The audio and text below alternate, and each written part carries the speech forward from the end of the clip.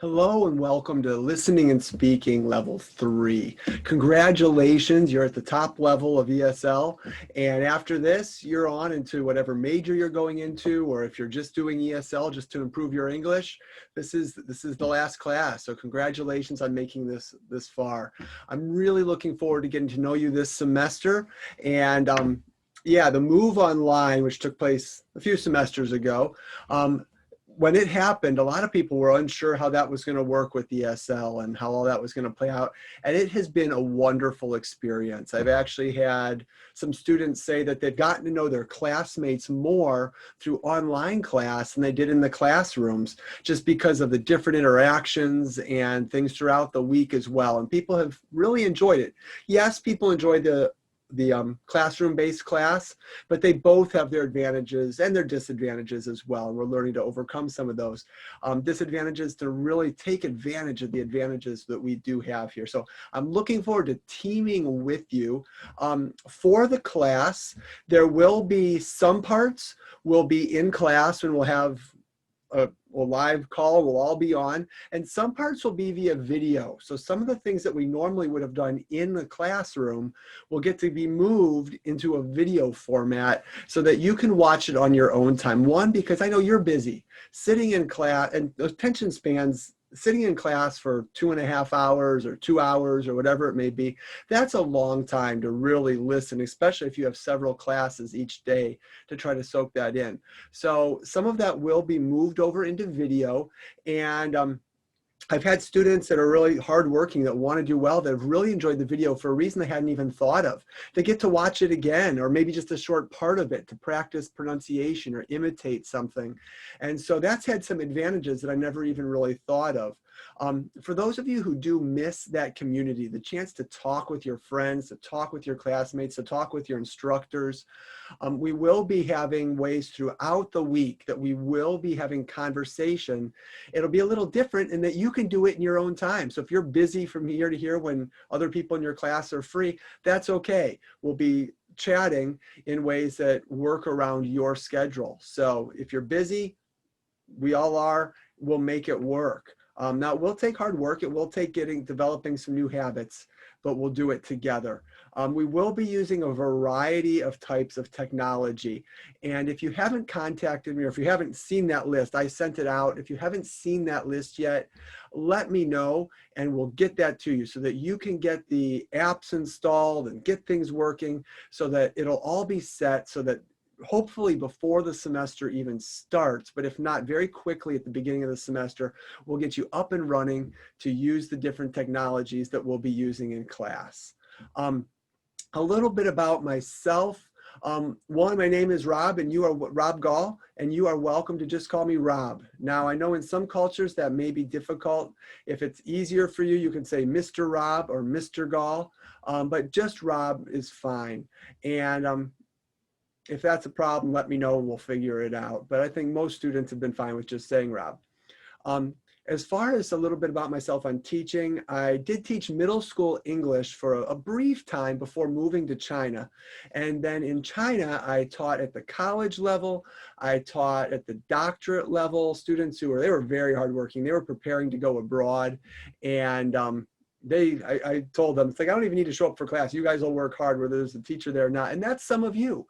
For some of you, you want this. You know you need the English improvement and you'll work hard.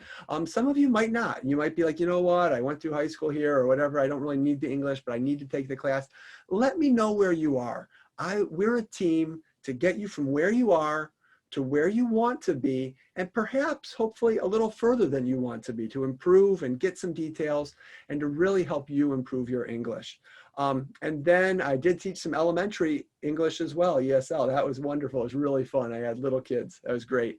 And then my wife and I moved back to the US after 10 years in China, and I've taught at Tri-C since then and love it. I love getting to know you, the students. I enjoy teaching at the college and those connections and that chance to build in to lives. It's been wonderful. As far as my language study, before I tell you about my language study, I'll ask you a question. Now, obviously, I'm not going to get the answer right now. You're not going to be able to say it, but how many of you do you think of languages as being easy or as being hard to learn languages. And for some of you, it'll be easy. It's fun. You enjoy it. For some of you, it's just hard work. When I was going through my language study progression through high school and a little bit into college, I took 2 years of French, 2 years of Latin, and then some Spanish as well. And the question sometimes people ask is, why? Why did you take 3 languages? You must really love languages. Well, I'll tell you why I took languages, that many. Level 1 and level 2 were easy. Or not easy, I had to work hard at them, but they were said to be easy. Level 3, people said it was hard, and I always thought level 1 and 2 were hard, so I never wanted to get to level 3. So to avoid that, I took more languages, and that filled the requirement. And then I moved to China. And I'll tell you, learning Chinese was hard work. And I am fluent in Chinese, but I say that with hesitance. There's always more to learn. And so I can get by in Chinese fairly well. And I took classes in Chinese when I was teaching in China for the first 3 years. I learned very little Chinese because my goal was to help my students as much as I could learning English. So I refused to speak with them in Chinese. But then I thought, you know what, I need to get the language. And some of you might be there. You may have lived in the States for a while, and some of you just got here last week. But that I saw I need the language. So I moved way up to northern China where there's a more standard dialect. And I studied Chinese, and I worked hard. I was a hard worker during that time. And one place that I found was really helpful was I found a lady that was probably old enough to be my mom who worked at a little at the end of the building where I was living. And she and her friends just thought I was a riot, this foreigner that would come and speak really strange Chinese. But they were so helpful because they talked with me. They had all the time in the world and just connecting and talking. And then I took what I learned in the classroom and was able to use it there. And that together was very, very helpful. So languages are difficult for me. And for some of you, they are too. And so if you're struggling, don't be embarrassed about that. Let me know. If it's easy for you, great. Let me know. We'll get to see how you're doing, and we'll help you wherever you are. Looking forward to teaming with you on that. So our goals for this class are to provide direction and accountability to help you improve your English as a means to benefit you now and in preparation for where your life takes you in the future. Notice I said direction and accountability to help you. I cannot make you improve your English. There's nothing any teacher can do to make you improve your English. That's on you. That's your job. But what I love to do is to help you to do the best that you can do. So with listening, we want to help you speed up your listening, to be able to listen, to understand, and to take notes, even when the speakers are speaking quickly, that you're doing all these things, listening, thinking about it, writing it down, taking notes, all at the same time. That means we'll be helping you get used to the rhythm patterns of English, the linking and blending of words that make them confusing, and things like that. So that'll be a focus. We'll also be working to improve your listening in both social and academic situations. Some people are really good socially. You can talk with people and it's fun, but academics and taking notes can still be very difficult. So we're going to work on both of those skills with a little more of a focus on the academic side. For speaking, we're going to work on improving your speaking to be better understood, but also more pleasant to listen to. And rhythm and intonation have a lot to do with that. So that's where we'll be working. And overall, to help you develop a feel for the language, to reprogram your English, not just to use and understand the words, mechanics, but to have a feel for the language that you'll understand people even when they're speaking quickly. You can speak and sound more like a native speaker. Now, are you going to sound just like a native speaker if you're here and you want to get to there in one semester? No, but we can have a big jump, and some people will have a huge jump. But again, that's on you. If you work hard, and I'll tell you more about the details on that later, but if you're willing to put in the work for this short time that you're in this class, you really can see huge improvement. But again, that is on you. That I can't make you do it. There will be 4 main homework assignments that will basically repeat all semester. It's not complicated. One, and the most important probably, is the L2L. It stands for listen to learn.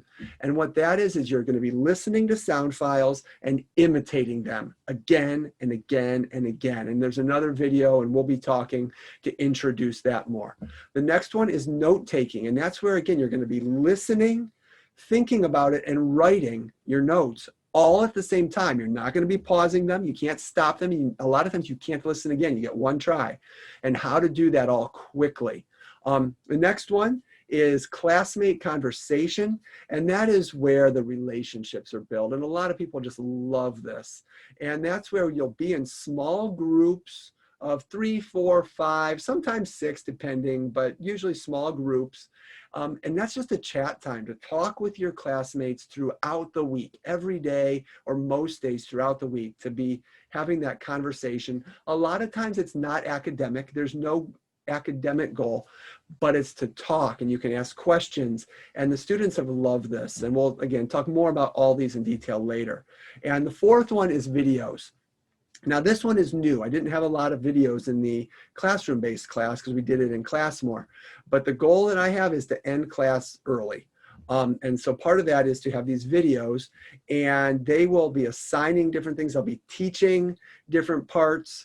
And so that's where we'll be doing a lot of the instructional parts, where I will be doing more talking. Like right now, a lot of that will be pushed off into video, so that in class, it can be more your talking once the semester gets going. The beginning of the semester is still a lot of my talking, but we'll get you to where it's mostly you talking. And there will be other assignments given throughout the semester, but those are the main 4: L2L, note-taking, classmate conversation, and those videos. I do want to have one additional note, just in closing here, actually, for those of you who have young children, okay, or not so young children for that matter, but especially for those of you who have young children that have families at home. And there's times you'll be in front of your computer and your child is, I'm thinking of some students right now, climbing on your shoulder, coming up asking questions, things like that. And that's where we'll mute your microphone and we'll make it work. You know, we'll have it. I'll talk with you probably individually so that we can figure out the best way to make this work for you. Because I know life is hard, especially I right now have young children. And it would be very difficult for me to be teaching with the young children around. And but my wife and I have worked that out, so I don't have to. But you don't necessarily have that blessing, that ability to just focus on class. So we're going to work on it. You'll be okay. Talk with me. Tell me you've got young children so that I can understand when something happens, and we'll figure that out. So with that said, I look forward to seeing you in class, getting to know you this semester. If you have any questions, problems, concerns, feel free to contact me. And email is the best way until some of those technologies I talked about will tell you better ways to contact me. But I look forward to meeting you or getting to know you more throughout the semester. Bye.